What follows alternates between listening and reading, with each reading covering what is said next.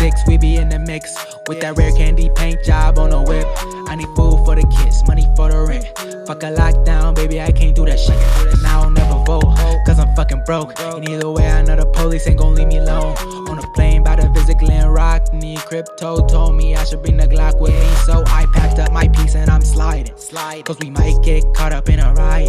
Middle finger Trump, middle finger Biden. Fuck a left, fuck a right, is you riding? Know you love to see it, dudes rocking.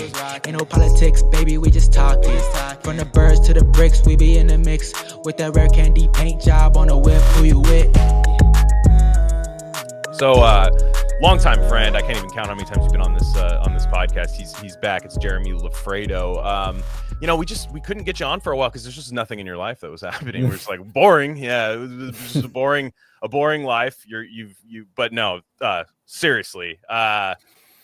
There was a time that we were like, we're gonna see this guy again, like, because I had been talking to people who might have known a little bit more than I would about the situation, and they're just like, we think he's all right. Like, we think he's okay. Let's hope if it's not by this day, then we'll start raising hell. You got back, as I can see, appears to be that you're in a safe spot at the moment. And so we're thankful for that. But what the hell happened? Long story short, you were locked up in an Israeli jail. I was locked up in an Israeli prison. It's unfortunate, but it's true. I want to hear all about it. I want to hear, dude. I want to hear everything. But this was not your first trip to Israel. However, you were probably on a list. Let's just say that much. They were probably like, hey, we're tired of this guy poking his head around. You were creating a lot of stuff on YouTube and videos of these things that were covering the conflict in Gaza. Not what you would see on ABC 7 News. Let's just say that much. And so you came back one time, came back after one trip, and then decided to go back. Now you were there. Correct me if I'm wrong. This most recent time, the really tough time, you were there originally to show and highlight that Israel was cutting off aid to Palestinian people. When they were saying otherwise, when they were saying like, actually, no, we're the ethical side. We were not. We would never do that. That's what they would do. But you were saying, well, that's you were Snopesing them in a sense. Like, no, I don't think that was happening. So then, do I have this right up to there?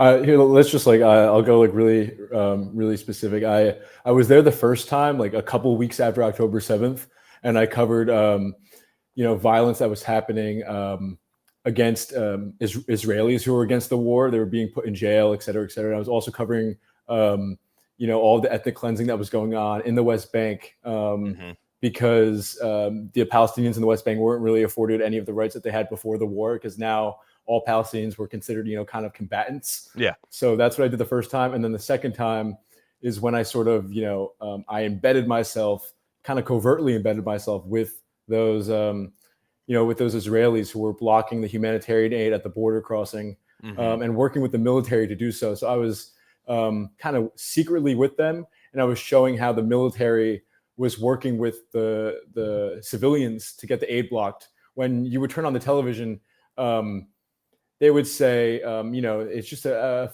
few fringe Israelis, this and that, but it wouldn't say that the government was actually collaborating with these Israelis in order to block the humanitarian aid. And so I showed how the military was working with these civilians to essentially, facilitate a war crime, starving the people of the Gaza Strip. And I had the leaders of this organization called SAV9. This is the organization that was bringing the people to the border to block the aid, calling for the elimination of all Palestinians, calling for the only way to end the war is to make sure that the Palestinians aren't in Gaza anymore. I also followed them into the Gaza Strip as they were building these, symbolic outposts, these little tiny houses that they were, the military allowed them to go into Gaza and build these little houses. And it was kind of like a signal, a message from these civilians to the government to say, like, we're ready to, re-Judaize and recolonize and resettle in Gaza. So you have the news kind of saying how, this is a defensive war, X, Y, and Z. Right. And then you have them actually trying to build like yeshivas, Jewish schools, neighborhoods, and on this beachfront property in Gaza. So after watching this and talking to these people and exposing this, it didn't look as defensive as the media was portraying it. And I did all of that, both trips, without any hiccups, at the border with the police, with the military, at the airport. But this third time is when I got put in prison. Oh man, the third time is not a charm. You were put in prison. So tell me how, so what's the arrest situation like? What happened? For all I know is I remember there was one journalist that you were captured with that got free, and they were like, "We're keeping this guy," and some others. But like, what's the I know from all these war movies, it's like, I'm not trying to laugh at your situation, but like the Inglourious Bastards, like the 3 thing, and like the den, and like, and it's like, oh shit, we found, nope, there, you're going to jail or dying or whatever. Like, what was the arrest like as theatrical as like you would see in a movie, or was it like this bureaucratic like kind of process? No, it was not bureaucratic at all. Like it felt like the most like unofficial operation to arrest me I've ever seen. It was me and 3 other journalists in a car. We were traveling to Nablus. My plan for this trip was to cover some of the violence that was happening in the northern West Bank. There were airstrikes, and they said a new front was opening up in the war. It was getting really violent up there, and there's no there's no Hamas in the West Bank. And my other part of the trip was to try to team up, try to meet up with these settlers and these Israelis again, as they call for settlements in the West Bank, and they go to the wall, the separation wall, the Gaza border crossing, with actual politicians, and talk about building neighborhoods in Gaza. So it was a 2-pronged thing: the West Bank and the Gaza Strip. And so I was at this at a military checkpoint in Nablus, which is the northern West Bank, and there's hundreds of these checkpoints all over the West Bank, and we were told to hand over our passports so they could check them, which is not strange. Right. So we did that, and they looked at our passports, and then they came back to the car and said, "We're actually going to need everyone's cell phone." And I know that like my cell phone, there's everything on my cell phone is a valid, journalistic inquiry. Like, I'm talking to people who I might interview. Same. That's everything on my cell phone. No. Journalistic inquiry too. There's nothing else on there. Yeah, but go ahead. But I wasn't, afraid to hand it over. Plus, I knew it was locked, so I handed it over. One guy refused to hand his cell phone over. He was Israeli. He was a little more comfortable around the army soldiers than I was. He put up a fight. They dragged him out of the car. They hit him a couple times. They took his cell phone. They took everyone's cell phone, and they made us sit down outside the car. And then after maybe an hour, they were on the phone. It looked like they were presumably talking to like their higher ups or their bosses. And they said, Mr. Loffredo. And I crossed the road to the other side of the checkpoint. And I said, "What's going on?" They said, "You're under arrest." And they took out a 30-foot piece of white cloth, and they tied it around my head. They blindfolded me. They shackled me by the legs, and they handcuffed me. And then they actually did that to a few of us, and they threw us in the back of a Humvee, and they drove maybe an hour south while we were blindfolded, and they took us to this army base checkpoint type facility outside of Jerusalem. And we got out of the car. They unshackled us. They took our blindfolds off. They effectively let everyone else go, and they kept me, and they put me in a holding cell. And that was the first time I'd seen like the inside of a jail cell. I still didn't really know what was happening because it's totally legal for me to go to that part of the West Bank. It's actually illegal for the other people, the Israelis, to be in that part of the West Bank. So interesting. I'm thinking like, okay, worst case scenario, they turn us around. They tell us not to come back. Maybe a few punishments get handed out to the Israelis I'm with because they're actually not allowed to be here. But as an American, I am allowed here. So I'm thinking I'm actually in the safest spot legally out of all of us. but they end up letting everyone go. They put me in a holding cell. While I'm in the holding cell, they actually let me out of the holding cell. They bring me upstairs and they put me in front of a giant poster that says, it's like a nationalist Israeli wartime slogan that says, "Together we will win." And they put me in front of the flag. And they actually there's still another journalist there at this time. They put both of us in front of the flag. And this wasn't like an official thing. They took out their cell phones and they're laughing and they're taking photos of us and they're demanding things of me in Hebrew that I can't understand. They're telling me not to smile. They're telling me to smile. They're telling me to move to the right, to the left. They're just taking these photos on their cell phones, obviously, like for some group chat, I guess. And then I'm sent back down to my holding cell. The other journalist is let go. And I'm told to go into this office. And that's when I pick up a phone. And on the other line is like some woman. She's my lawyer. She has a deep Israeli accent. I could barely understand her. And she says, Mr. Loffredo, think very hard. Like, what have you done wrong? You're being charged with giving information to the enemy during wartime. It's a very serious charge. It carries a minimum of 25 years, a maximum of the death penalty. You need to think about what you've done because this is what they're charging you with. We're going to get you right back to the episode, but I just wanted to let you guys know of a few other things we offer at Rare Candy Industries. We have a Substack with free and paid subscription options. Free subscribers get access to all written content. That includes Bob's Red Pill. That's the best thing going on the internet right now. Trust me. Paid subscribers get full access to our premium episode feed.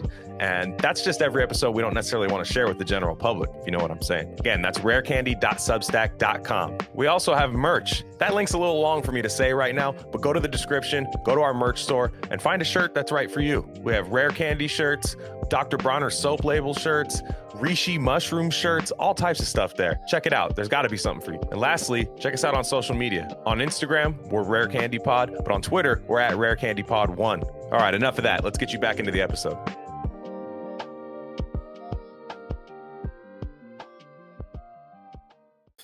I'm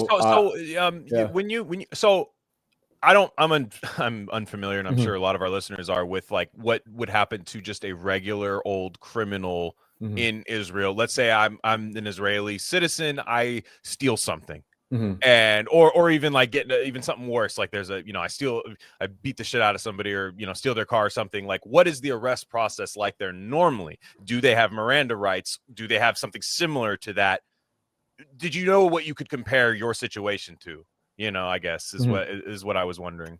Well, Jewish Israelis, I'm assuming if they steal something or if they get caught doing, a traffic violation, I would think that their legal system for Jewish Israelis is similar to ours. But I'm not Israeli, and I wasn't being charged under the same, civilian law. This is a terrorist law.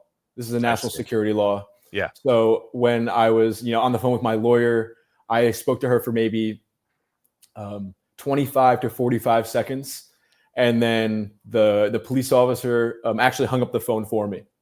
He put his finger on the thing and he hung it up. So I wasn't afforded any rights. I was being treated like a terrorist. Yeah.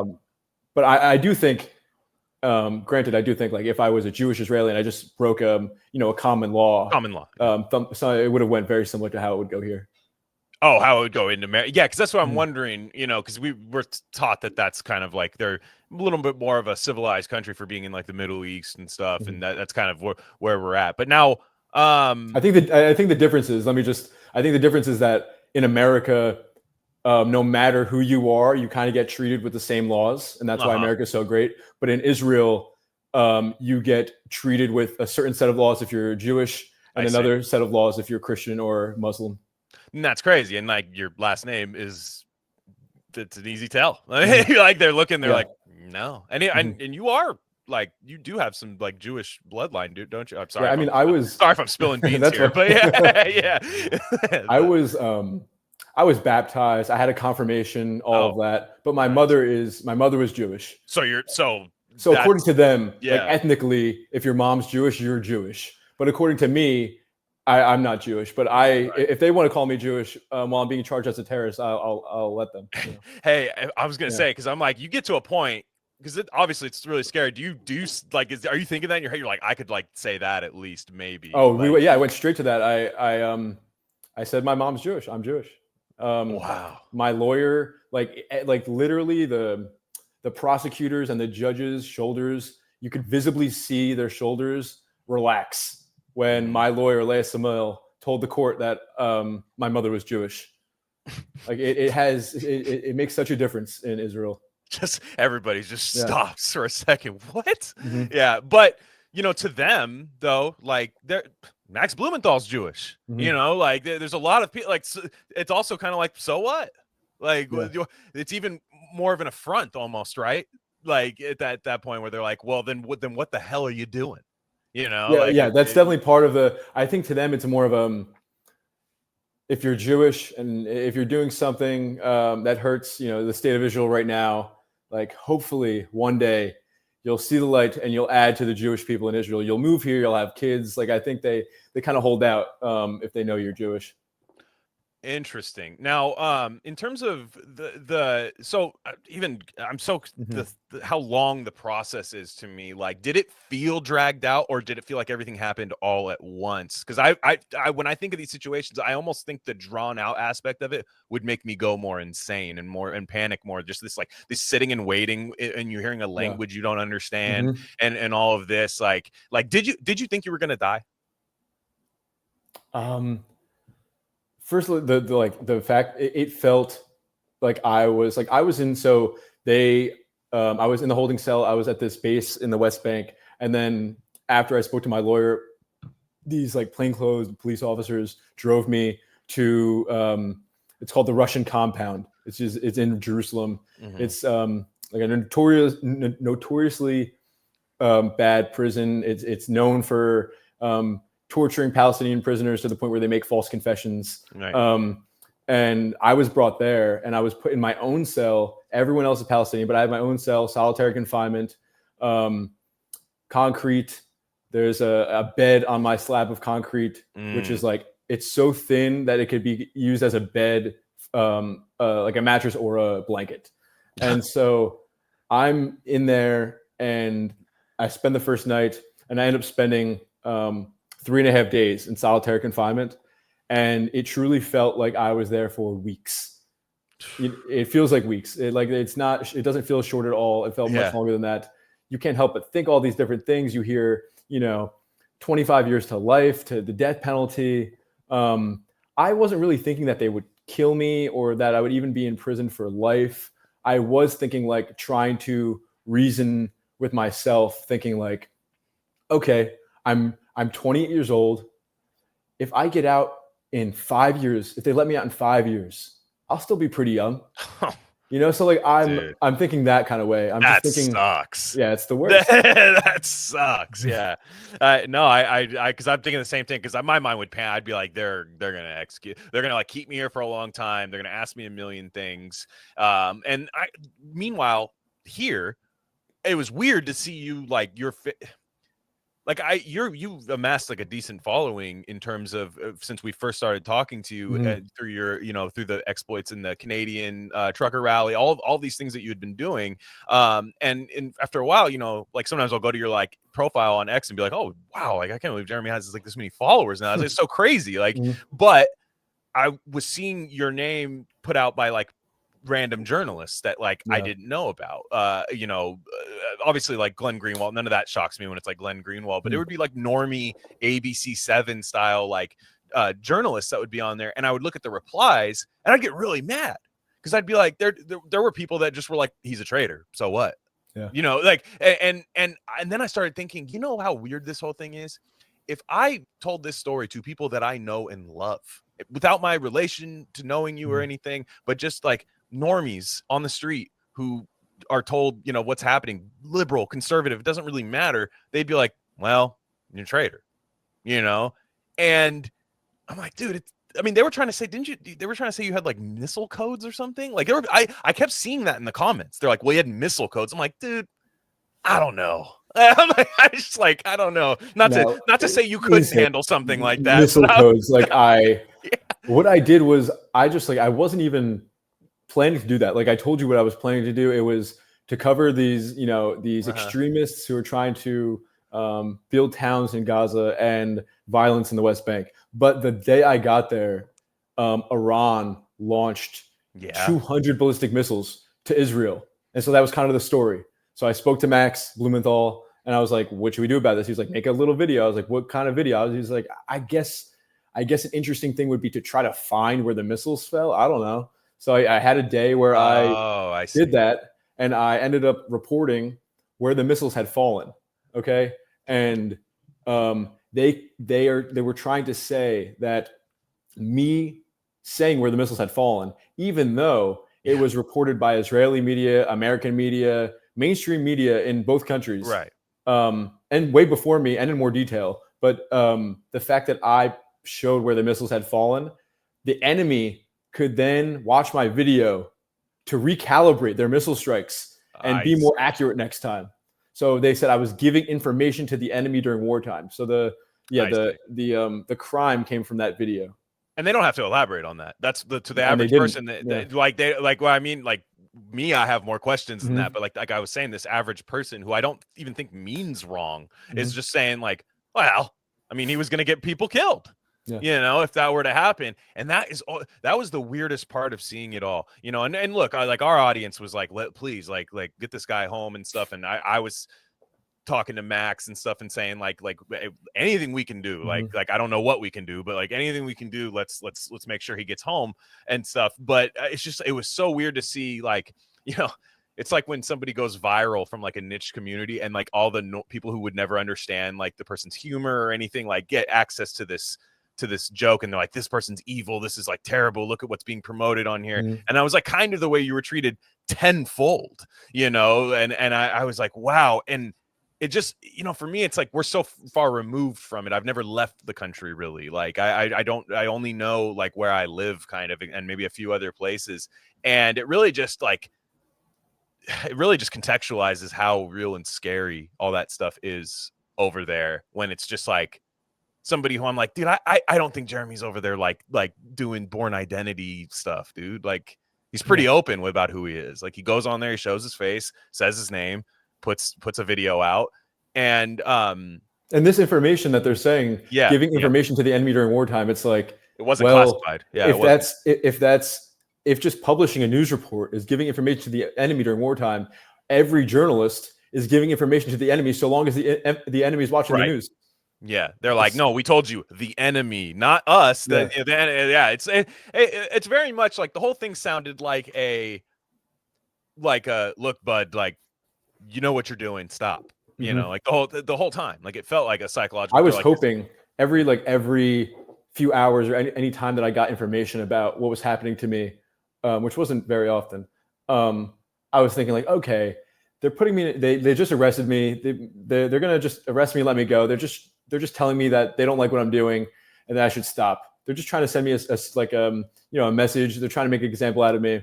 I get it. It's fine. But then a few hours pass, then one night passes, then I'm told that they're charging me with like terrorist charges, then another night passes. And so it's like, it felt never ending. An Israeli journalist, actually, God bless his soul, he came to one of my court hearings and he testified on my behalf. Because in Israel, it's not like America. Like if you're reporting on anything that has to deal with foreign policy in Israel or the war efforts, you need to have a GPO card, like a government press office card, and you need to send every tweet, every report, every video through a government military censor. Everything. Wow. So all journalists in Israel have the government military censor on WhatsApp, and there's an office full of people who are fielding reports and quotes and tweets from journalists.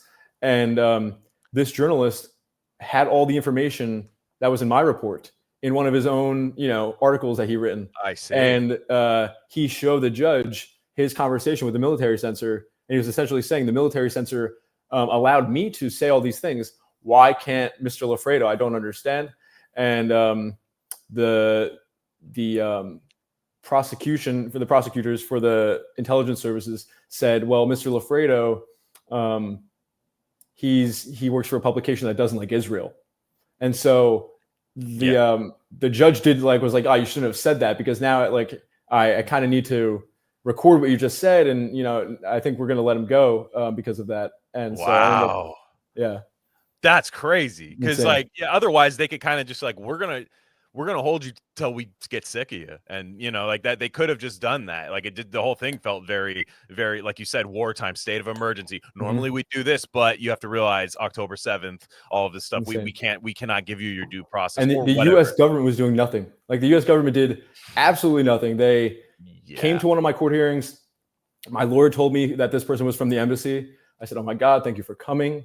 How do we get out of here? How do I get out of this? She said, oh no, we're not really, we can't do that. Get out? Oh, you want to get out? Oh shit. Yeah, I was just passing through. Yeah. So she did nothing. And then I was in solitary confinement, and the U.S. embassy told the prison to perform like a wellness check on me because I was being held in solitary confinement. So an Israeli social worker opened up the slide on my solitary confinement cell door and looked at me, and she said, I'm a social worker. I said, oh my God, this is great. Maybe I'm going to get food. Maybe I'm going to get water. Maybe this person's going to help me. And she said it in her Israeli accent. She said, why did you hurt Israel? Oh no. So this person that was supposed to be sent by the U.S. government to help me just berated me further on me not liking Israel, me hurting Israel, and then essentially just walked away. And that was all the help that I got from the government. I was meaning to ask, what was the food like, if at all? I mean, what did they give you? Some gruel? Did they waft some smells of delicious food in there to tantalize you? No, I feel like all these things are valid. Did they serve you food at all? For 3.5 days, they gave me 2 little Dixie cups of water and 1 chocolate cup of pudding. Pudding cup. Oh my gosh, dude, you're insulin, man. Fuck. Yeah, it was. I was intermittent fasting. I was. Yeah, it's true. It was horrible. Yeah, that's. And then when I got interrogated, they would take me out of the cell, put me in a car, drive me out to the West Bank, and that's where they would interrogate me.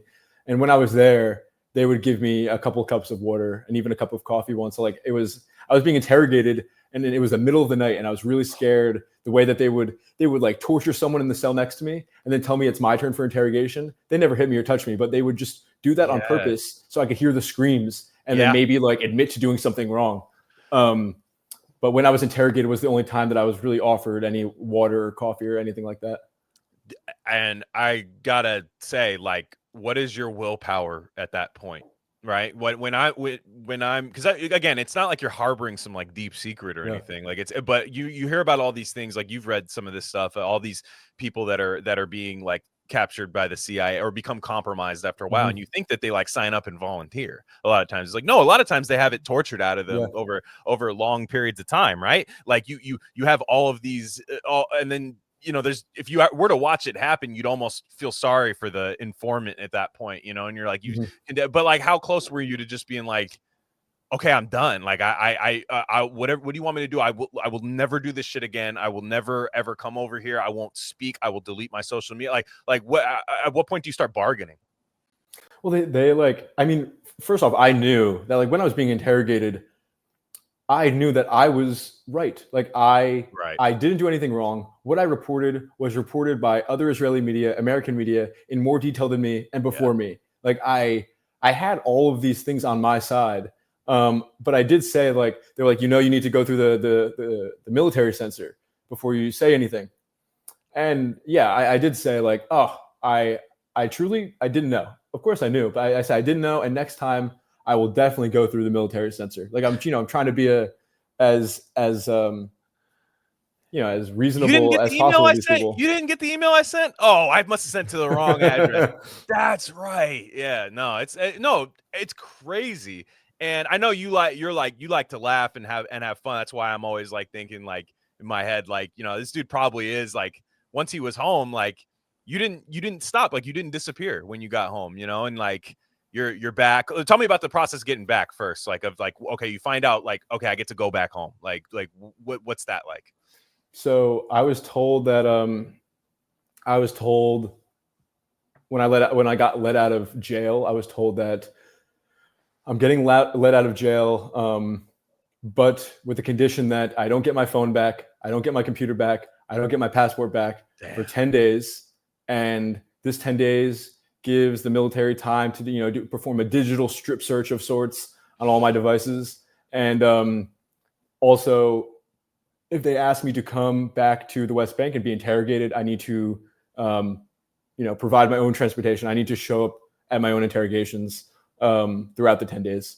So throughout that 10 days, I was interrogated for like probably 15 hours combined. One time it was like 7 hours straight of interrogation, where I had to explain the First Amendment to like one of the interrogators, because they were saying, "I'm so surprised. You claim that you've never heard about the importance of a military censor." And I said, we have the First Amendment in America. Like this isn't the system that I was taught about. You know where you guys get all your money from? You ever heard of it? Truly.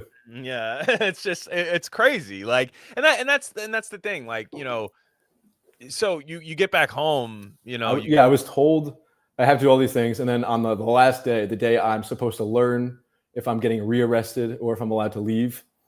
What's up, Si? Yo, what's up? The last day when I'm finding out if I'm a rearrested or if I'm allowed to leave, I get a call from my lawyer, and the lawyer says the police want you to book, a sooner flight. And I said, of course, say no more. I like what I'm hearing. We're talking about flights. We're talking about flights out of Israel. I book a flight. We send them the flight number and the information, and they go like entirely incommunicado. So I have a flight. I don't have my passport. I don't have my phone. I don't have my laptop. The flight's for the next day. Like, we don't know what's happening. We gave a friend of mine who I was staying with for those 10 days power of attorney, and we sent him to the police station in the West Bank because I didn't want to go there if I didn't have to. No. And he said, like, I'm here to pick up, Mr. Loffredo's phone, his passport, and his laptop. And like, I'm pacing back and forth in this kitchen, waiting to hear if they gave it to him or not. Because like, once I get my passport, like that's like essentially a ticket to leave. So he ends up getting it. He brings it back, and I'm allowed to leave. And it's effectively like they call it like an informal deportation. They sort of allow me to leave, but they leave my case open to dissuade me from ever returning to the country. So if I return to the country, I would immediately be like redetained and tried under the same charges that I was originally charged with. So I'm just like not allowed back in the country. I was never officially deported, but I have a case open there, like a terrorist charges, enemy of the state type thing.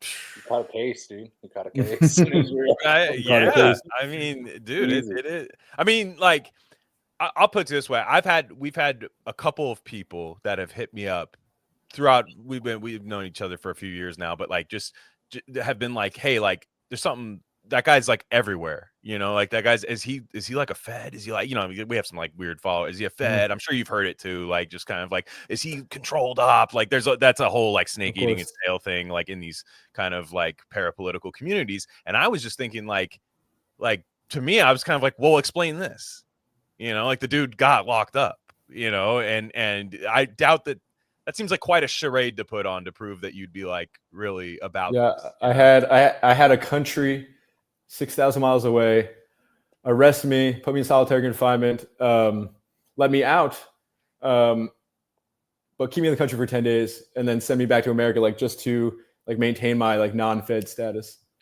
Yeah, and there, it is crazy because during that time we're at the height of election season. During that time, while this is happening, kind of like that last run, and there was there were people that were withholding their vote because of Israel. They're saying like, look, that, and they're correct about this.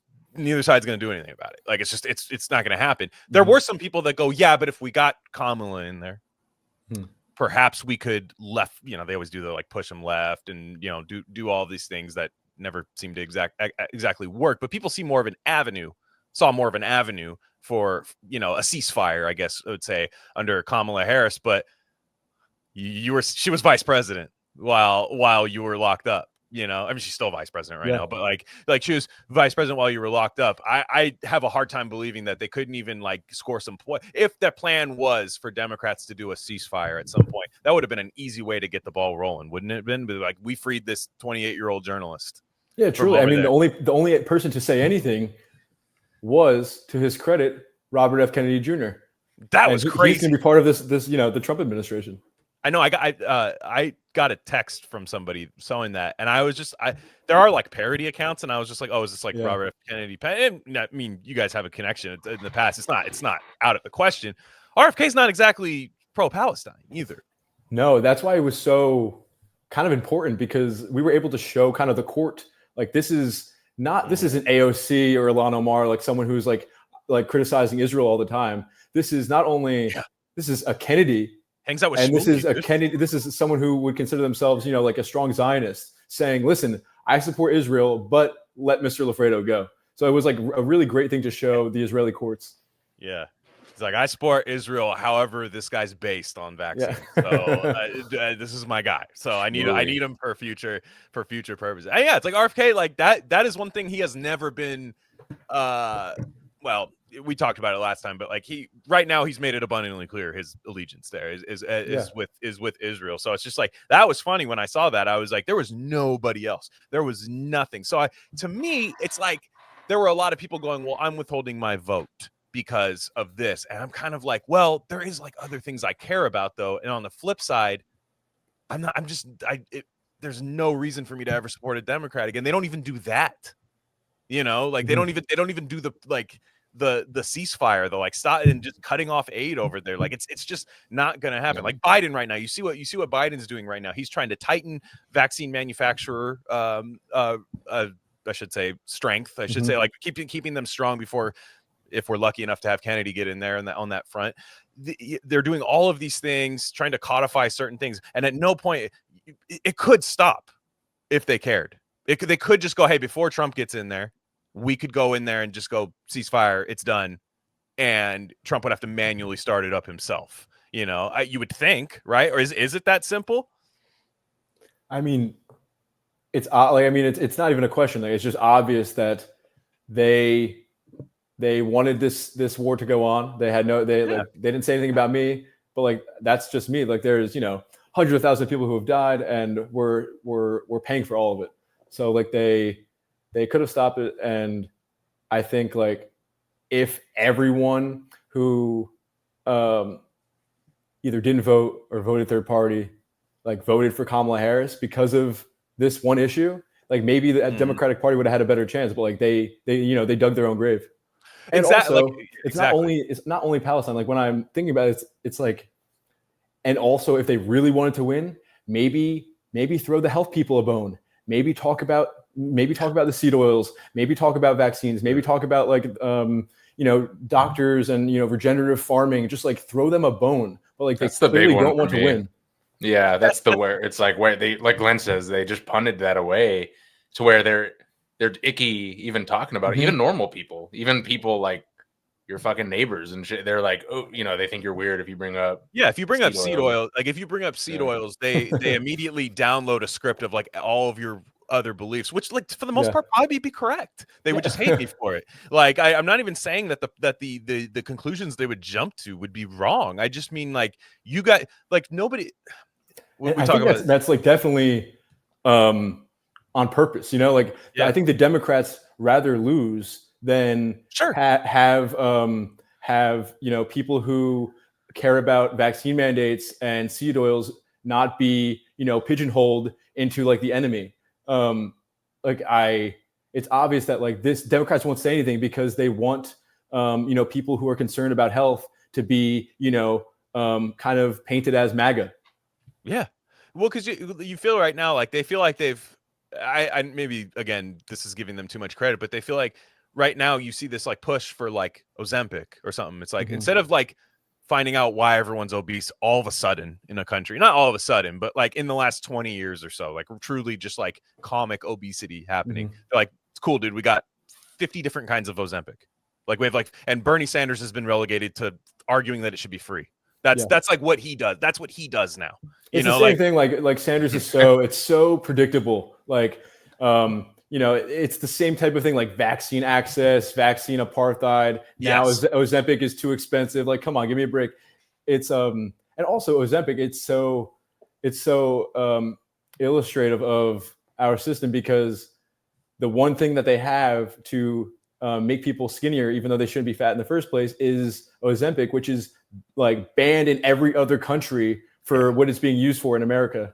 Like our regulatory system is so weak that like people are on this diabetes drug to get skinnier. It's insane.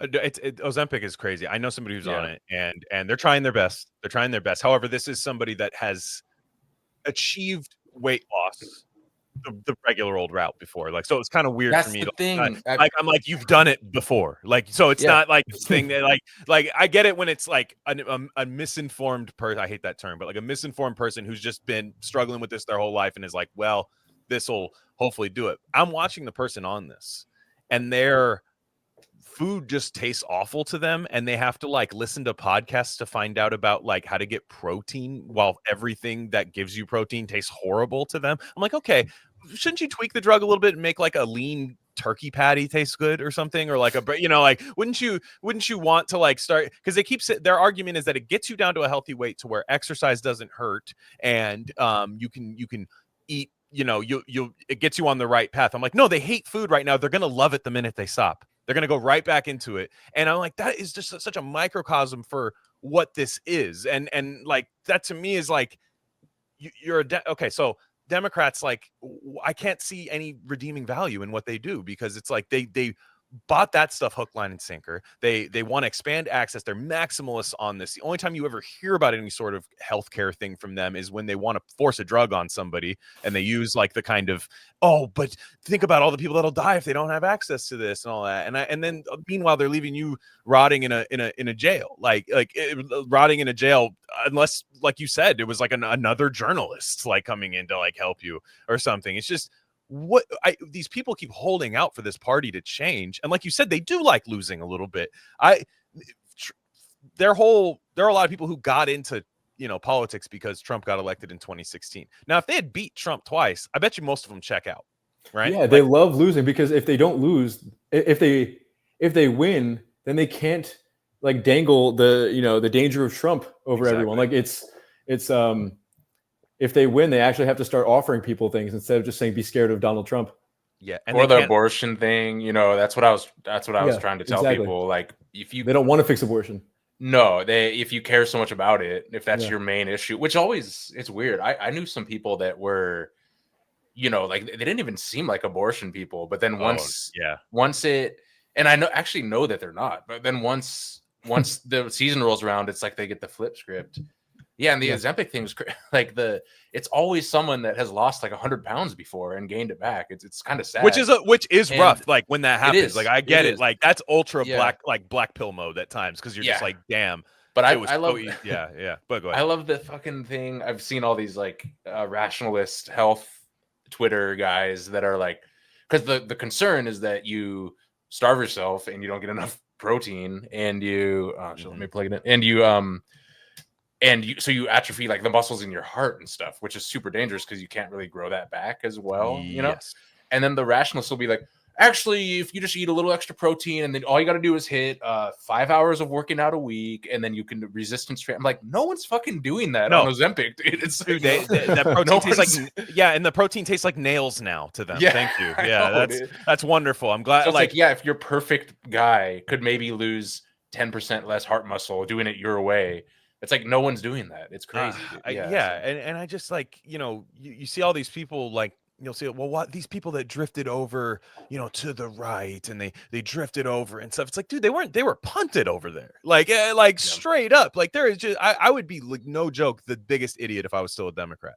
Yeah, someone recently said to me like a classic, you know, this is a girl who spends a lot of her time on TikTok, probably said, you know, have you heard about like you know, the whole like health girl to MAGA pipeline? I was like, it's like, I understand what you're saying. I already like do I know it? Like you know, we could talk for hours about it, but it's not like a pipeline. It's just like one side. Yeah. You know, if you're a health girl, one side is offering, you know, to clamp down on, you know, corporate capture of our regulatory agencies, you know, the poisoning of everyone, and one side is supporting the poisoning of everyone in the corporate capture of regulatory agencies. So like if you're this so-called health girl, one side is going to be more, you know, attractive than the other. So like if that's a pipeline, sure. But like, it just seems like it's just obvious. They And discount they discount the free will and agency aspect of it is what I hate. It's like Exactly. I didn't just flow there. I wasn't a magnet. pipeline. Yeah, yeah. You Like got it wasn't propagandized to go over there. And exactly. you could Which flip means it back on them. You could say, Yeah. like, what do you believe? I checked someone over Christmas break. I was like, because they were talking hell shit about yeah, RFK. brother.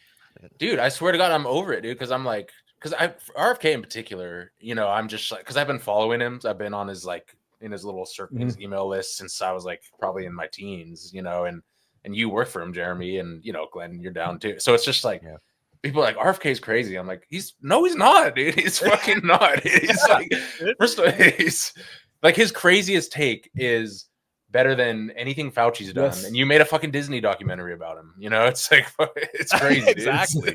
like remember they have like the thing about him with like the bear, and I'm like, have you seen the Beagle thing with Fauci? Like, have you seen that? Yes. Like the Beagle thing with Fauci is a million times worse than the Or the orphan human thing with Fauci, the literal children, dude. Like and dude, well, you know, and so I just kind of like, you know, they take away this like, oh, everyone's been psyoped, and it's just like this kind of like black pill where it's like they almost want like they're the wrong, they want, it was just the wrong, you put the wrong propaganda card in. Like if you put my propaganda card in there, everyone would believe it. And it's like, no, you kind of like stayed on a ship that was deliberately sinking, in my opinion. You know, someone said this, I forget who it was, but they were like, if you think RFK is crazy, like the reason he's about to have, you know, a position in government is because your side was wrong about everything for the past 4 years. So like it's your fault that RFK has so much power right now. Like you were wrong about the, you know, the vaccine, the lockdowns. Well, they still think they're right though. Yeah, you're right. You know, that's or that not it didn't happen, or that they just revise the history and just say like that's not actually what happened. Like that's your fan fiction. I'm like, I didn't enjoy it. Like it's not fan fiction. You write fan fiction about shit that you like. Like it was bad. I remember. Guess where it's documented? This show. Like while it was happening, like we weren't like making shit up. And the funny thing about it is like, you know, with RFK and all of this, like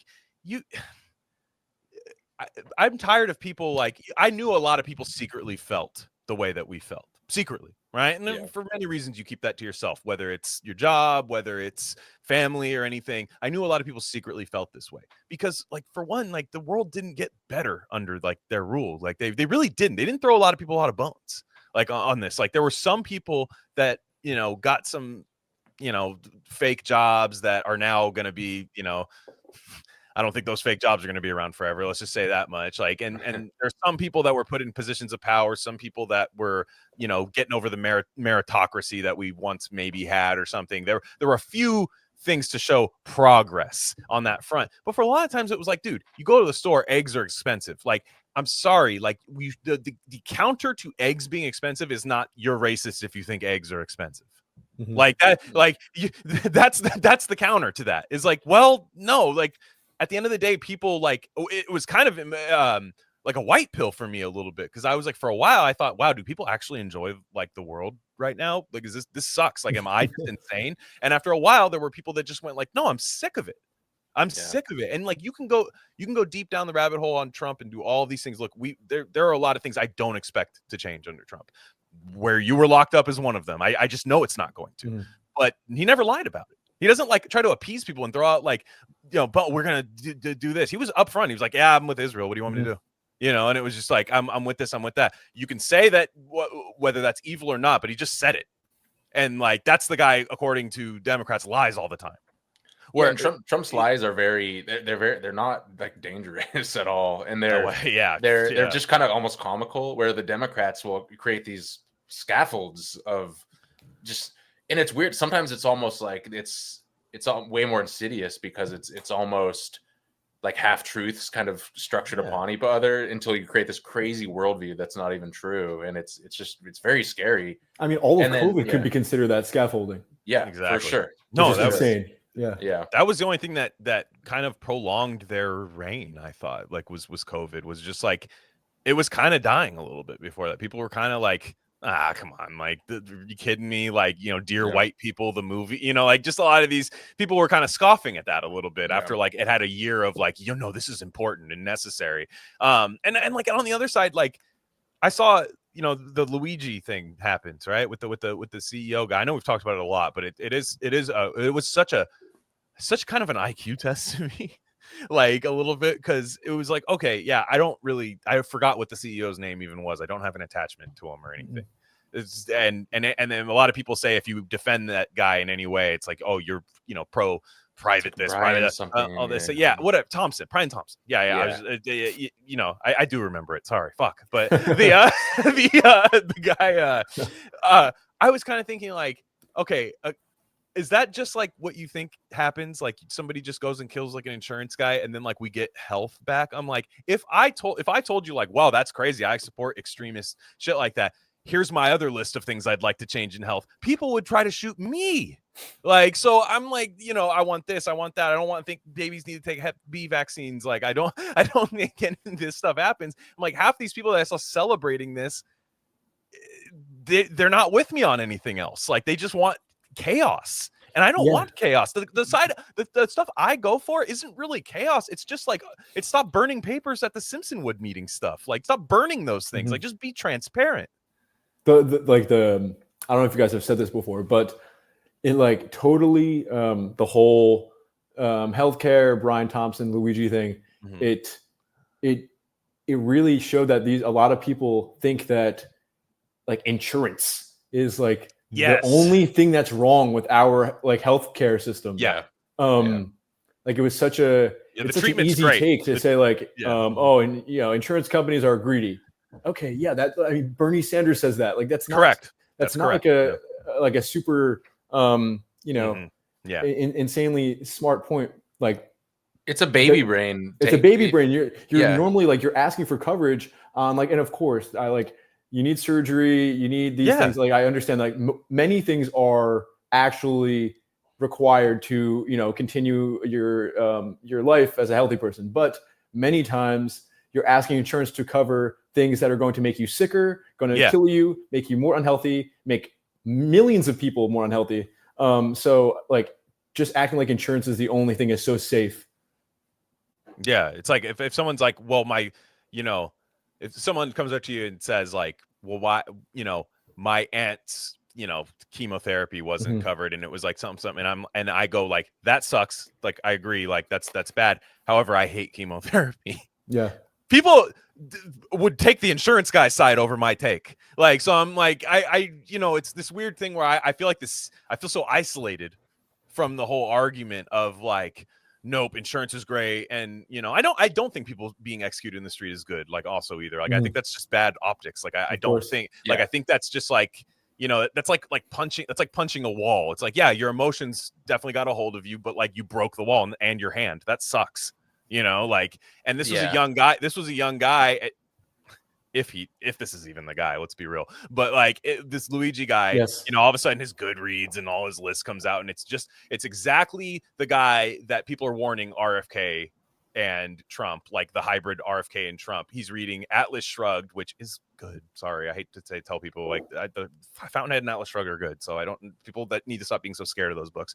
But you have these like list of like this and this and this, and he listens to like Lex Friedman's podcast and all these other things, and it's like, oh wow, so that dossier it lines up perfectly. And to me, when something lines up perfectly with me, I tend to get a little skittish. I go, well, hold on. I mean, the whole story, like we could discuss what we think about the story if the story is exactly as we're being told. But if we like back up a little bit, I'm like super skeptical of this entire thing. And like when stuff like this happens and, these people they're hailed as heroes or like, they make memes about them. People talk about them forever. They're making t-shirts. It's like, I can't help but think that this was like some sort of spectacle. And that I'm like being hoodwinked. I don't even think it looked like the guy smiling in the security camera footage. No, it doesn't look like it. It fucking wasn't. It does not look like him at all. Because remember when girls were like, was it Jake Gyllenhaal? And then this other guy comes out. I'm like, that guy doesn't look like Jake Gyllenhaal. You were horny for two different people in the span of 30 seconds, and you think it's the same guy. And I'm like, clearly not like people can say whatever they want, but like the picture of him, and also like the idea like he pulled his mask down to flirt with somebody at the counter of a hotel, and then he ends up being really hot. Like from the start, this guy was being like sexualized, and so like it just feels like so strange. Different backpacks, different. It's like, okay, what the fuck's going on? I here? know. Yeah, I don't believe it was him, but like obviously, like we can have a discussion on like if it was him and like what it means about like the politics and like where we're at right now. But like I don't think it was him. Because Sai's been talking about this. Like if RFK is confirmed, that still hasn't happened yet, and I'm hoping that's kind of the last step. After that, I'm getting a little excited if that's the case. But if RFK is confirmed, a lot of shit's gonna happen. He's openly talking about the Simpsonwood meetings on like podcasts and stuff. Like it's pretty. And to be fair, he has a lot of people who will demand this out of him. The reason he's in power right now, the reason Trump reached out to him, Trump understands markets. Trump saw that they're like, holy shit, this guy's like really popular. And there's a whole bunch of like my voters, and the Democrats don't want this guy. I'll take him in, no problem. Yeah. And people have insidious thoughts about that, but it felt pretty organic to me, honestly. Like politically, it was so smart. I mean, just like politics alone, it's very smart. I mean, like there are, it's everyone who's alienated by, the medical industry right now and like alienated from our COVID policies. Like he took all of those people when he grabbed RFK. Like it's just politically, it's genius.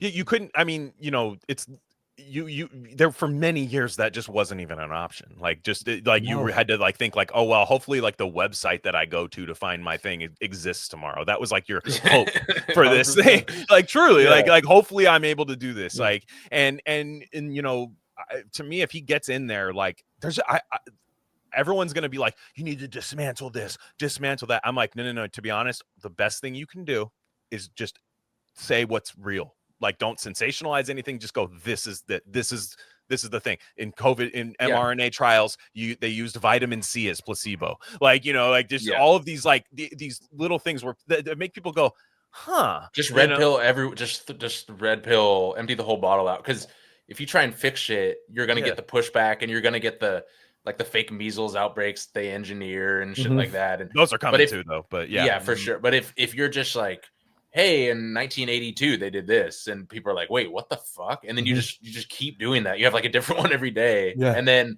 it'll be chaos, for sure. But I don't know. Even if he like does even if he doesn't like freak out, honestly, like even if he just he says, we're gonna have the same vaccine policy as our ally, the United Kingdom. Okay, well the UK doesn't have mandatory vaccines, so like already that's a giant win, and it's such a small change in policy, Yeah, I just think people, there's a lot of people that are like hesitant on what this is going to mean. I go, dude, this is like, I'll put it this way. If it doesn't work out for me, I'm like fully black-pilled. Like if this doesn't like, even if like nothing is even pushed in the right direction, I'll be like, holy shit, it's literally never going to happen. Like to me, that's just because I think there's just never been a better setup for this, like to at least, like I said, I just want transparency. Like everybody wants to do these like Joker mode, like blow up Pfizer. It's like that's the stuff that gets people scared. That like will go, no, don't do that. No, you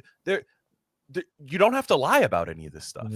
That's the thing. Like you literally just say what's true. And there are a lot more people that used to say, oh, that's what you guys all think about your stuff. Well, in 2020. People saw like random people get just censored and like wiped off the face of the earth for stuff that was objectively true. I mean, just stuff that you could never, ever criticize. People are trying to rehabilitate Fauci now. Like there's these random, we talked about it with Jeremy a long time ago. These like doctors that just show up on X with like 150,000 followers. Just they're doctors. They're real for sure, obviously. And they'll just be like, look, Fauci did the best he could. That's like some of the party line stuff. He did the best he could. I mean, you had Trump in the White House, you had a maniac, you had all this stuff. And I'm like, well, no, like he didn't. You guys censored everybody who just even went against that slightly. On YouTube, you could not say ivermectin. You just couldn't say it at all, or else your video got taken off. We had a couple taken off for that. Like, and it was like, first off, like you just gotta. Nobody else would keep their job doing what they did. Nobody else would. Most people would go to jail for that stuff. If you work at in construction, even if it's not your fault, if you hit somebody with like a backhoe or something like that, swing radius, hit them or something like that, you get, not only do you lose your job, you will go to jail. Yes, like that's a great point. That's like they should Like if they were actually being held accountable, they should be in jail. But Exactly. like it is like their punishment is that RFK is going to be in charge of Health and Human Services. That sounds like such a light punishment considering they belong in jail. Exactly. It's like it's just straight up. Good point. Like that's like they're gonna get off easy. Like I don't think RFK is as vindictive as me, honestly. Like I think he comes from a more politics family and stuff, and even though a lot of his family's not a huge fan, but like he comes from that that background where it's like Big Ten. Like Big Ten. Because when you actually care about something, you don't care about the narcissism of small differences as much as somebody else. Like you kind of like, well, this is something I deeply care about, not this whole ideological package where if one person doesn't have this one thing, I kick them out. Sorry, I can't trust you. He's like, we need medical freedom, bodily autonomy, and transparency for pretty much everything in this stuff. And I need that. If I see that in my lifetime, I truly, a couple of years ago, I honestly gave up on that. Like I just was like, we're done. Like we're not going to get it. I was in a bad place. And for people to just go, yeah, but he likes Israel. And that's why I want to get your opinion on it. Is like, you're somebody who's seen it, I guarantee if I had to go to Israel, I'd be like, like I would freak out and I would immediately bump that up my list in terms of like things that I just like, this has to get solved in my lifetime. But you've been there, but you're also on our side on this other stuff. Like, of course, it's kind of I think like, the people that just like, they can't see, obviously, like there literally was a lesser of two evils in this election. Like, I mean, I just like people hate to like, a lot of times there's not. Obama, McCain, I'm not quite sure there was a lesser of two evils, right? But like Trump and Harris is like, they were drastically different what they were advocating for. Drastically different.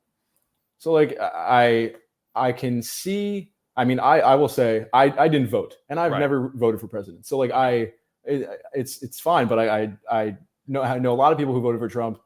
I don't really know that many people who voted for Kamala Harris. I know, I guess, a few because I live in New York. You've seen a few, yeah.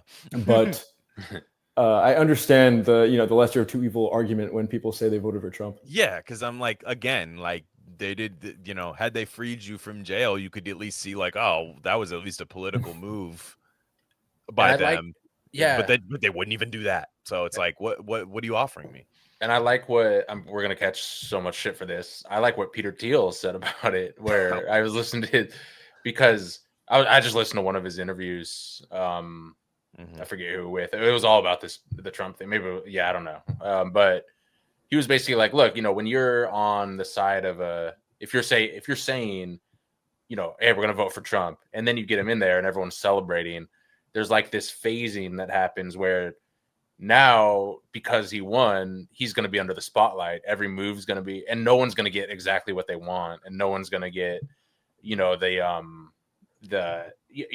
so you go from a period of like no critique, where even like guys like Dave Smith are like, yeah, we need to vote for Trump, and then once he's in there, where it's kind of like this process. So. But I mean, I think we dodged a bullet, and I don't know. It's 100%, dude. Yeah, it's like, fucking and that's like crazy, my dude. thing is like, okay, you could say controlled opposition for like the right, sure, which I always think is this overused term. It's like, okay, everything is meant to, simulate this battle. There is no true feeling about any sort of thing. It's all okay, sure, whatever.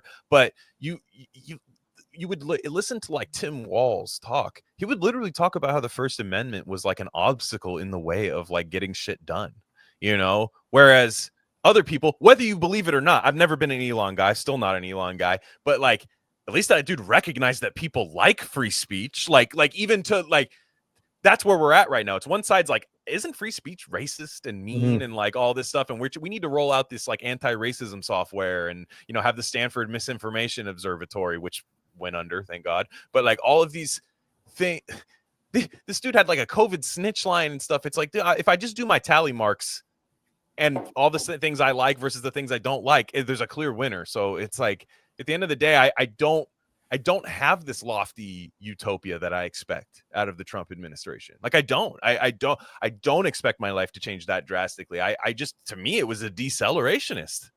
Like to me, like some people voted for him as an accelerationist, which I don't think is true. Like the way we are like a techno pharma, like psychotic, like society ready to go.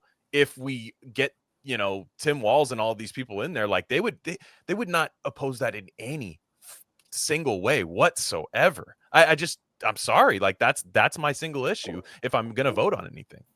When I first heard like that RFK was going to team up with Trump and make America healthy again, this and that, and then that there was talk.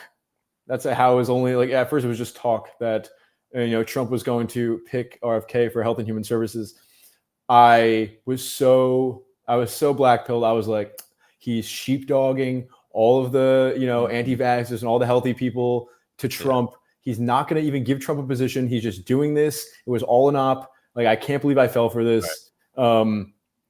And then he announced that he is going to give him a position. And I was like, I'll admit I was really wrong. I thought this was like how Bernie sheepdog people to Hillary. Right. And like, I thought that, that RFK was doing that on a way grander scale of everyone who, prioritizes health and, all the COVID people.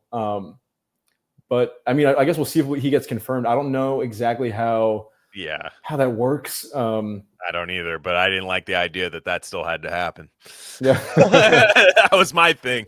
Like, I was like, well, I think it's Elizabeth Warren goes out there and cries for like an hour and then like on C-SPAN. Well, it's definitely, it's real. A lot of her, like every time, like every few days she does talk about it. She tweets about like just like boilerplate vaccine science, measles outbreak, there's bird flu coming. Do we really want an anti-vaxxer at the wheel? You have to be sympathetic to her though, because all of her ancestors were killed by smallpox blankets. So you have to be sympathetic to her. She is indigenous, so it's the she's one thing about Elizabeth Warren is she doesn't lie. That's one thing we love about her. But yeah, she'll always go, if you want your child paralyzed, you have to.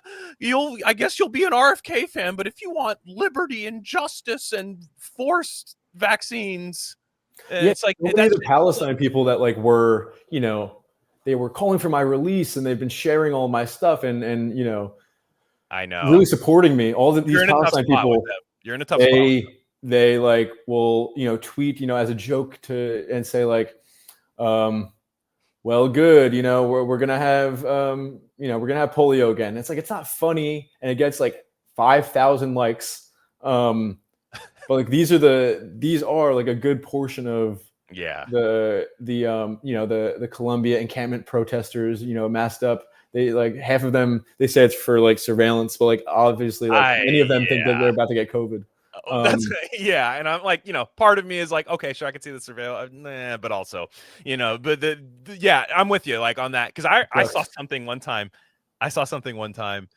And there's even funnier part of the story, because it was when you were locked down, and I saw one person go like, look, I'm all like, look what Jeremy does on like Israel, like I'm all for it. It was like a pro-Palestine guy. He's like, I'm all for it. Leftist, he had all the leftist flag stuff in his bio, and he's like, yeah, I love it. He goes, but you do have to understand, like I did a little research into him. He did work for Rebel News. I saw a bunch of those. They said Rebel News, and they go, so he did the anti-vax Canadian trucker protests, and I think Rebel News is just pro-Israel or whatever. Like they said both of those things. And I was like, the funniest part about that whole entire thing was I copied it and I was about to DM it to you, and I was like, oh fuck, he's in jail. There's no DMs yet. I was like, he's not going to see this. Yeah, I was like, fuck, I shouldn't do that. But it was so funny. That's why it was so weird to see something like on the internet, and I'm like, wait, no, he's actually like really in jail though. Like that's the craziest part of it. But yeah, like he worked for here, and then in my people were saying things like I know Israel's arresting a lot of journalists, but Jeremy Loffredo, is more or less this. It's not verbatim, but they said more or less, he's a anti-vaxxer. He's mingled with the right wing before. And like, meanwhile, I'm sitting in solitary confinement, facing life in prison. Like these people are so these people are the worst. And that's my thing. Like, I'm always like, okay, this is your single issue. Fine. That's your single issue. Like, you cannot be picky over who's like what. Like, if he's over there covering that, you would never bring up where they used to work for. You would never do anything like that. Like, it's a war, at that point. Like, you would, but like, that's when I get really annoyed by some of the like Palestine stuff where it's just like, okay, so you need me to support these 15 other things too? Like for you to say that I shouldn't be in jail, like, the optics of signal boosting the fact that I'm in jail is you have to like do these qualifiers and like almost trigger warnings, and there was even accounts that were so pro-Palestine that they're like, why? It sucks that Jeremy Loffredo's in jail, but did you know that Israel has, murdered, 125 Palestinian journalists so far this year? And it's like, they don't want to support me or call for my release because there are Palestinians who have faced like a worse fate than I did. Yeah, that's when I get mad. I'm like, okay, guys, like, I don't like when I am for something, I get excited when anyone even like goes a little bit my like way. I'm always just like, oh, cool, whatever. I don't, doesn't mean like you're my best friend or anything, but I'm like, this is cool because there's actually a material issue at hand, and we can't be this exclusive club, and all that. And like, I remember when we had Max on the last time, and look, I'm far from the most geopolitically inclined person, but the minute I brought up the Colombia protester people wearing like masks and like probably not liking me on anything else, to the point where I'd be as much of an adversary as Israeli, as the IDF, to them domestically. Max obviously handles that stuff fantastic, and this is no slight to him. We love him, but dude, the comments on that video were all like, the hosts are fucking evil morons, and so I'm like, I asked a fucking question, what I mean? And also, like, it's like those Colombia protesters, like, I think we've said it before, but like, they are so like, I mean, I went there and I interviewed some of them, and like, yes, I have two causes, and it's like, I can really talk to someone who has, is critical of Israel or thinks that, the Israeli state shouldn't exist.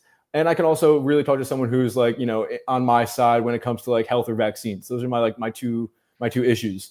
And when I'm at these like Columbia camps, just seeing what's going on, I'm interviewing people, it's guys with nails and, blue hair everywhere. Right. Everyone's wearing a mask. And like, Israel couldn't pick, if they had their own choice, they couldn't pick better people to be anti-Israel than these people. Yeah. Because like, they're so annoying.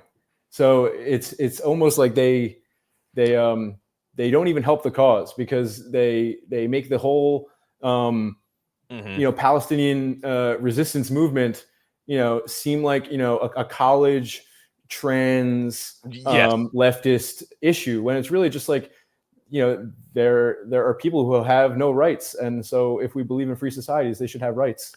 Yeah, exactly. Like, I just, to me, and then you have on the other side, and I do, this is annoying to me. Like, you see guys like, was it like Ted Cruz or like these other guys go like, now, universities, anybody that puts up with that doesn't get federal funding. And, to the constituents on like the right wing, they're going to look at those like blue hair people and go, fuck yeah.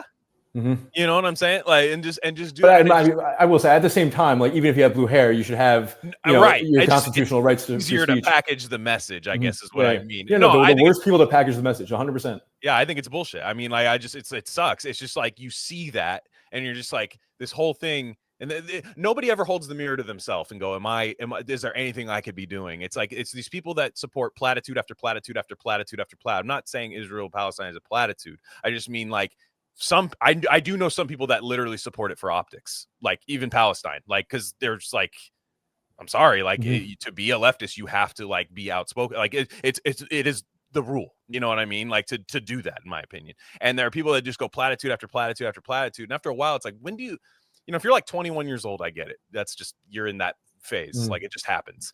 But like, if you're my age, 34 or something, look at the mirror, dude, and just realize, like, do I actually believe in anything, or is this all optics? And I see it on the right too. It does happen, like, a lot. There's a lot of people that just go like, yep, I got to defend private insurance now because the leftist is annoying. Like, it's just this weird thing where I'm like, I've kind of feel like I'm pretty solidified in my beliefs, and I don't need them to exactly line up. I don't need them to be this perfect puzzle piece to fit in with everybody, because I'm kind of, the collectivism as a collectivism itself kind of sucks at this point, because it is everybody kind of hedging all of these things all the time. That's why that's who, like, those people who, like, they kind of just like go wherever the conservative or leftist wind is taking them on the internet. Like, that's who the propaganda is for. Because, like, if you're sure of yourself, that the propaganda won't affect you.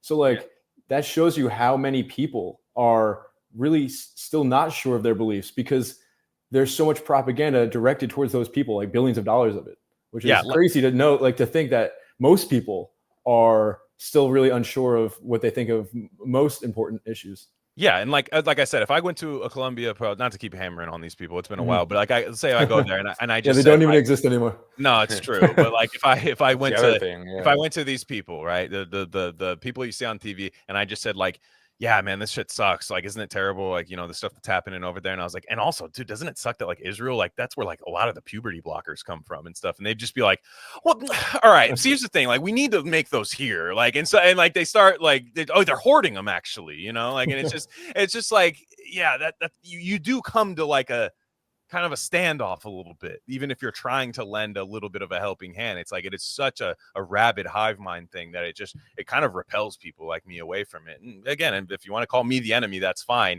I don't think you're fighting an actual war if you think I'm your enemy, I guess. It's just my kind of thing with that. But I guess the last thing I wanted to say too is, like, one thing you've covered. I had a friend, an Armenian friend who, I don't think he doesn't really weigh in on this issue too much, but he sent me your video about Christians being killed. That's kind of, not really discussed a lot. It's usually like Jewish, Muslim. That's what you hear about. You think it's Jewish versus Muslim, but these things quite literally have a blast radius. And talk about a little bit of like Christians being killed, because I don't hear anybody talk about even Christians themselves. Like, it's, you'll hear like church services stuff, and I know people who listen to like church online, they'll go, and we're gonna pray for Israel, this is the and it's not, these aren't even like Austin churches, these are like Democrat churches. You know what I mean? Like, these are like people that like they have like a rainbow flag there. This isn't like, like I said, a MAGA church or anything. They'll say that. I'm like, yeah, but there's Christians that get killed out there, and it's not just, it's kind of this, people need to realize, like, yes, there's a tribal element to it, absolutely, but like Israel's just trying to dominate the Middle East and create a hub for, West, the U.S. to just have a constant, surveillance hub over the Middle East. There's a lot of shit out there that they like. That's like not even like, if we don't even talk about Israel at first, like if we just like consider like Iraq had nothing to do with 9/11. We know that now. Right. Iraq was the enemy of Israel. Syria, we carried out regime change there, the enemy of Israel. So like, Iraq and Syria, Iraq had like 15 million Christians before the invasion. We overthrow the government, Islamists take charge, and now there's only 200,000 Christians in Iraq. So that's over 14 million Christians in Iraq who either died or left or were displaced because we were carrying out Israel's policy in Iraq. And then in Syria, the same thing. It went from like 2 million to 200,000, and that's 1.8 million Christians that like were just annihilated because of Israeli policy being carried out by the U.S. in Israel. And then inside of, I think we were talking about the Armenian community. I spent some time in the Armenian quarter of Jerusalem. So like old Jerusalem, the old city, is like separated. You have the Muslim quarter, the Jewish quarter, the Christian quarter, and the Armenian quarter. And like the Armenian quarter, they're Christian, but because they were there, they've been there for hundreds of years. So they're all from ethnically Armenian. Yeah. And so like they separate themselves from the rest of the Christians, when the rest of the Christians are just from wherever. But there's just the Armenian quarter in the old city. And when the war began, they have this church that's kind of on the way to like certain Jewish holy sites. And after the war began, everybody knew that like no one's going to protect you in the old city if you're not Jewish right now. So like it was a time where Jewish settlers and the Jewish police and the military, they raided the Armenian quarter, the Armenian church over and over and over and over, with attack dogs, with assault weapons, with bulldozers. They were bulldozing, property of the church because they don't believe that Christians should be in Jerusalem. They don't believe that the Christians should have a place in the Holy Land, just like Muslims. So, like, the reason, I think, this is my opinion, the reason we don't hear about the Christian cost of the wars in the Middle East, the U.S. wars, the Israeli wars in the Middle East.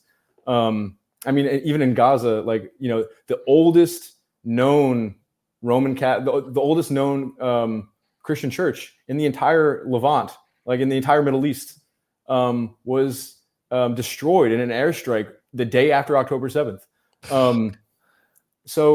And also the only Roman Catholic church in all of Gaza was destroyed in an airstrike 2 days after October 7th. So I think the reason that we don't hear about the Christian costs of these wars is because it's mostly Christians' tax dollars in America who are paying for them. Right. So, like, if Americans are told, listen, we're going to invade Iraq for Israel, but like 14 million Christians are either going to die or be displaced, of course they're not going to support that. Exactly. With Syria, and like, if the news was showing you every day all of the, like, old, some of the most important Catholic churches in the world being airstriked by Israel, they would say, hey, let's stop supporting that country. We're not Israel. Right. Why are we helping the people who are destroying, Christian churches? So I think it's like a propaganda effort to make sure that Christian Americans, think that the only victims of these wars are Muslim. Yeah. Oh, yeah. No, and you're 100% correct. And to me, if I am, like I said, a leftist, maybe not a religious person, you could even hate Christianity for whatever purposes. If I was truly trying to get the biggest, tent possible to oppose this, I would be boosting that as well. Of course. I would be like, hey, you guys are dying. You guys, but just your people of your ilk are dying too. People, that was a big thing about, like, Christian journalists being killed in the Middle East, and like, how they get mistreated over there. That does, move the needle a little bit. And I'm always like, I just feel like that thing got cast aside because it doesn't really help the leftist part of it. I mean, but it also, if you told right wingers about it, who knows what they'd actually support, but they would also be kind of like, I mean, the right wing politicians would rather the right wing constituents not know. Exactly. I mean, like, I think I think the politicians, I don't think most politicians, right or left, like, I don't think they have, like, actual values. Really? I mean, unlike actual people in America. I gotcha. But even Lebanon, who, Israel's now at war with and bombing, and we're supporting, Lebanon's 40% Christian. Like, you don't even hear about that. This country that we keep hearing about, they think it's a bunch of towel heads playing in a sandbox. It's Christians going to church on Sundays. It's a really secular place, Lebanon. There's lots of Christians, lots of Muslims. It's fucked up. Yeah. So, jeez, man. Well, Jeremy, I mean, thank you, man. I mean, it was just it's good to catch up with you again. Like I said, we weren't sure for a while, man. Like, what was happening, but I'm glad you got back on your feet. I mean, I listened to an episode of Rare Candy on my way back. Oh, nice. And I heard you guys say, like, we don't have the best news. Our friend Jeremy has been locked up. And it was like the beginning of the episode, you gave me a shout out, and I really appreciate that. Oh yeah. And then the plane guy was like, oh, that accidentally hooked up to Bluetooth. You're going back. They're evil.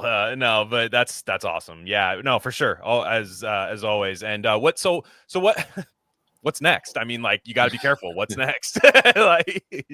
like, are you? I mean, obviously, Palestine round 2, dude. Let's go. I would love to stay. You still got that dog in you. But yeah, maybe some domestic stuff for a while, because that's the thing, is like, I don't want you to be a martyr, but of course we need martyrs though. Like, it's weird. Like, you need martyrs, but like, you're cool, like, so it sucks. Like, I'm truly, I'm like, not trying to die or spend my life in prison. And thankfully, like, that's not what happened.